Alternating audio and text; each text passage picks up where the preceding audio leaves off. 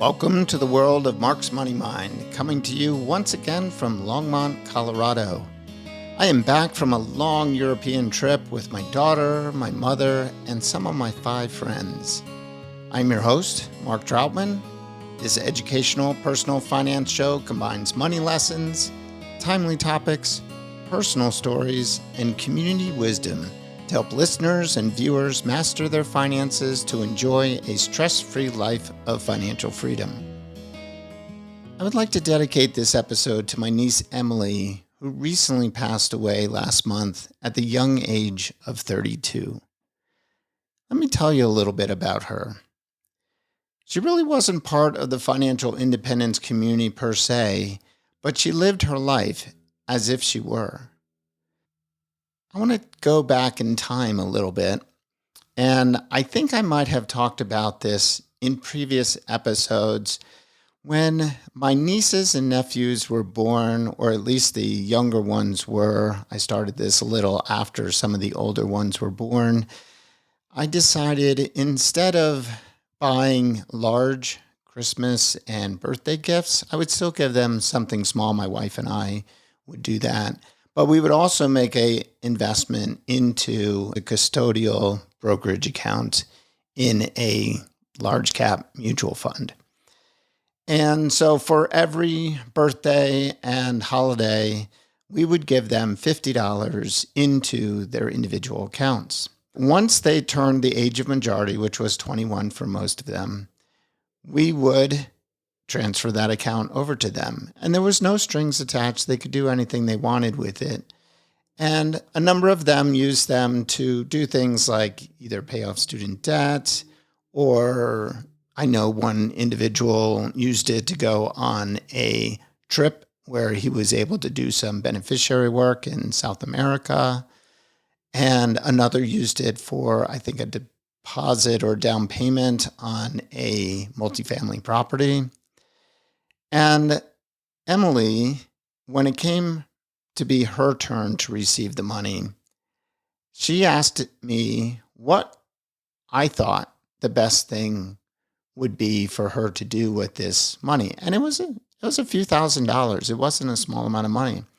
And I said, my idea of this whole concept was to show you all the value of compounding and how a very small amount of money over many years could compound to something fairly significant. And as I said, I don't remember the exact number, but it was definitely, say in the neighborhood of $3,000 to $5,000, I want to say. The ones that were in there longer, it might have been more. And some of the ones that were older that I didn't start right away, it might have been a little bit less. But I think in her case, it was, I want to say $3,000 to $5,000. And she said, that's interesting. $100 investment each year for 18 years turns out to be quite a bit more than the $1,800 or the $2,100 that you would think it would be. And yeah, I want to say it was probably like $5,000, so more than doubled. Anyway, she asked, well, what did I think the best thing to do with that money would be? And I said, I think you should continue to invest it for the long term. And in fact, because this was in a custodial brokerage account, once you start working, consider funding your own Roth IRA with any earnings that you have or some of the earnings that you have, and potentially even use some of the funds in this custodial account to fund it in those early years where you might have had a part-time job and were still going to school, for example. And she said, you know what? I think that's a good idea. I think I'll do that. And then when it came time for her younger sister to navigate the same question, Emily said to her younger sister, you should do this. This is what I'm doing. And I think it's a great idea. And so her younger sister did the same thing when it was her turn.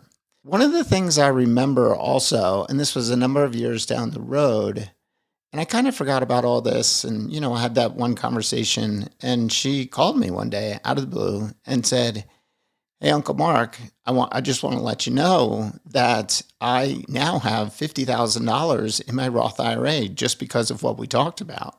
So she had been putting money from the custodial account, or basically transferred the money from the custodial account over time into the Roth IRA and also funding it on her own. And she was very proud of that fact. And I was certainly very proud of her for doing that. So that one little kind of exercise potentially led to her becoming a long-term investor and saver.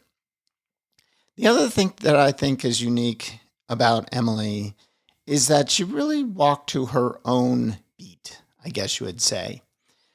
She would do things like finding bargains all the time or free items. I know that many times she would drive down the street and see something on the side of the road that was free that could be repurposed. She would pick it up even if it didn't fit in her car. She might go home and figure out a way to go back and get it. I know on occasion, I think there were a couple of times where she might have called her mom to say, hey, can you help me get this item off the side of the road because it's too big for my car? And she would bring them home, clean them up, and fix them. And in some cases, I believe she would even resell it. So it was kind of a little side hustle, which is very financially independence-minded. Many people in the FI community have side hustles and do things like that. So like I said, she was really walking the financial independence life without really being kind of embedded in the community. And I recall going to her house in the last few years and seeing a whole bunch of items in the house that she was like, oh, I picked that up, on the side of the road, or I picked it up super cheap at a yard sale and I brought it home and I refinished it. And now it's our, whatever piece of furniture in the house or decoration in the house or fire pit in the back. And I just thought this was so interesting in that she was able to do a lot of things for a very low cost, yet it brought her great pleasure in bringing it kind of back to life and using it. And then the other thing that she did that was very kind of financial independence minded was, we talk about the cost of college and how expensive it can be. And without anyone's prodding, she did her own homework and realized that if she went to community college for a couple of years and lived at home and then transferred to a 4-year school, that would save her a significant amount on tuition and room and board. And she did that. Again, another very FI-minded thing. So I thought that was kind of neat when I heard that because I hadn't really thought a lot about that. I went to a 4-year college. My parents fortunately paid for it for me, and I'm very appreciative of that. But she was able to get a great degree and a certificate from a great school at a very low cost and basically came out of school debt-free, as I recall. So that was quite an interesting thing that she did as well. She also did what many people in the FI community will do and buy used instead of new. I remember her getting a used, I think it was a Toyota RAV4, which again is very FI appropriate because a lot of people will buy Toyotas or Hondas. Many people have allegiance to one or the other, but they're both very good vehicles that last a long time, and her Toyota RAV4 lasts a long time for her. And then she also decided to live at home after graduation so she could save up for a down payment for a potential home purchase. I know that's not always easy for graduates to go and live at home with their parents, and they have a great relationship, so it wasn't probably as much of a challenge as it might be for some others. But that was certainly a wise financial thing to do, for sure. And I remember this one conversation we had. My wife and I had bought a piece of property in Crawford, Colorado. It's kind of a very remote area of Colorado. We had bought raw land. We had built a pole barn on it. We had turned part of it into an apartment. We had a bunch of motorcycles and side-by-sides, and all of which were bought used and got really good deals on them. And we were at I'll just call it the mini ranch. It's a ranchette or whatever you want to call it. And I'll just call it Crawford from now on. We were in Crawford having a great time, and we went on a motorcycle ride. And I remember her and her partner at the time, later husband, having a really good time on the dirt bikes that we had. And we were out overlooking kind of the backside of the Black Canyon, or the area near the Black Canyon where there's a whole bunch of open space. And I remember her asking me specifically, she's like, Uncle Mark, how did you do all this? You don't work anymore. At that time, I was retired. And you have this second place. You have, these fun toys. You obviously have another house. How did you do this? And I said, you know what? It really just boils down to make some, save and invest, live on the rest. We always saved 20 to 30% of our income. And over time, with compounding, as she had already been aware of with her Roth IRA, eventually you will have enough money, if you put your mind to it, to not have to work anymore, or at least work can be optional. And you will have the ability to do things like this. I remember looking at her and seeing in her eyes that this light bulb just kind of went on. She kind of got it at that point. So what I find with a lot of younger people is it's not so much what you say to them, although the conversations we had were certainly, I think, beneficial in her kind of financial independence journey, but it's also what you do and how you act. And I think she was learning from that as well. And one of the other things that she did was when her parents offered a little bit of money for, it was kind of a choice. You could have some money for a house down payment or a wedding. And I recall her mom telling me that when that choice came up for Emily, she decided to use the money for a down payment on a house. Now, later on, she did have a lovely wedding, but she did it the way she wanted to. They went to Moab and they had a beautiful, small, private wedding and did it the way she wanted to. She was not one for a lot of attention, so she still had a beautiful wedding, but used the money for a down payment on a house. And when it comes time to purchase this house, I recall this very vividly. She and her partner, later husband, found a house on a lake. And they had been looking for a house on a lake where they could have a boat and do some water skiing, and had been looking for a long, long time. And of course, it being within their price range, which, houses on lakes can often be very expensive. And they had found this house, and there weren't a lot to choose from. It was pretty much the only house that met all of their criteria. And this was during COVID. And I remember she called me and she said, I found this house, and we went through the checklist of, did it satisfy everything they were looking for? Did it have the right number of rooms? Was the price right? Was the location right? Was the lake the type of lake they were looking for? And she said, yeah, it has everything, but everyone's telling me not to buy it now because it's COVID and housing prices are going to collapse, in everyone's opinion that she was talking to. And I said, Emily, you walk your own path. You've done your homework. This isn't a house necessarily that you're going to find a year from now or 2 years from now. The price is right. Interest rates were incredibly low at the time.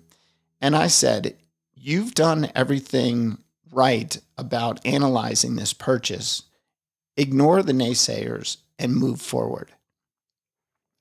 And they did. They ended up buying that house. And in hindsight, it was a fantastic time to buy a house, a fantastic time to finance it at a super low interest rate. And again, walking to her own beat as opposed to doing what everyone else might suggest you do proved beneficial.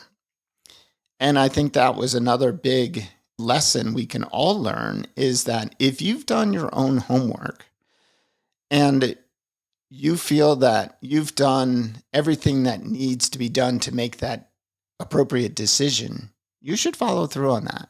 Don't worry about what other people are saying.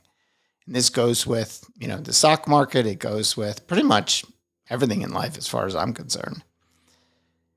And then the fact that she died at such a young age, and many people might say all of that saving and investing was for naught. And I would argue that she lived her life exactly as she wanted to without any regrets. And I know this for a fact because I've talked to her mother recently, and she was up to the last minute. She was living her best life. And an example of that is one of the last things she did was go on a trip to Hungary with her now husband, his brother, her parents. And even though her illness made it difficult to travel to that extent, they went anyway. And her husband is of Hungarian descent, and she wanted to see it together with him and her. They also went to a Formula One race while they were there, which is near and dear to my heart. In fact, I got a message from her mom saying, "We're in Hungary at a Formula One race." And I was like, did her account just get hacked? Because what is she doing in Hungary at a Formula One race? And I texted Emily's sister and said, did your mom's account get hacked? Because I got this message saying that she's in Hungary at a Formula One race. And her sister said, no, that's where they are. Emily and her husband and parents wanted to go, and they went. And they had a great time. Her husband is an engineer and a car enthusiast, so I'm absolutely sure he loved Formula One race.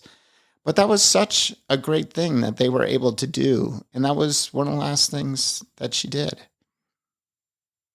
I think a lesson that we can learn from the way she lived her life is that striving for financial independence is a worthy goal. But living your best life while on that path is also very important. No one knows when their time might be up.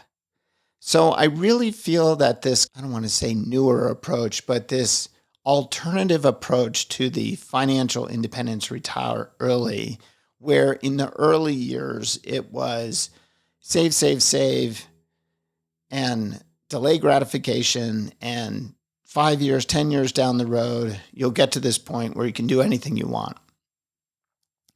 There's kind of a newer approach to the financial independence community, and that is this kind of slow fire or coast fire approach, which is you don't need to be running towards the finish line at your Mach speed to get there as quick as possible, but you can still get to a point of financial independence or a financial security and have fun along the way. And I think that's what she did her whole life. And I think in hindsight, having had a short lifespan, we can see that this was a better approach than had she, let's say, tried to rush towards this financial independence finish line. And one thing that I know, since my wife passed away prematurely a few years ago, I have been focusing on having shared experiences with family and friends for this very reason. In fact, my daughter and I were on a trip to Europe with my mother and some 5 friends when we learned of Emily's passing. And it was a stark reminder of the importance of creating these memory dividends while we have the ability to do so. While this was very sad news, I was very pleased that my daughter was there with me for both of our benefit. And we talked about this a little bit and said, doing these trips together is so important. And it kind of comes back to that book, Die with Zero, where you create these memory dividends during various points in your life instead of waiting till some much later date to do things when you maybe have more resources, and try to do those things during your seasons of life instead of all at the end, for example. Emily, thank you for showing us how to live such a fulfilling life in the short time you were with us. That's all for this week. Thank you. Thank you for listening to this week's show. Please click follow on your favorite podcast player or subscribe on YouTube to ensure you don't miss any future episodes. Also, please leave a rating and review for the show. This helps improve the ranking and enables other like-minded people to find the content in their podcast players. I would also appreciate it if you would recommend the show to friends and family that might benefit from this content. See you next time on the Mark's Money Mind Show. Until then, make some, save and invest, live on the rest. Now for the all-important disclaimer. This show is for education and entertainment purposes only and should not be considered investment, tax, or legal advice. Please consult the appropriate advisor or advisors before implementing anything you hear on this show or any other show for that matter. While I fully intend for everything on this show to be true and accurate at the time of each recording, occasionally errors may occur. So please do your own due diligence on anything discussed.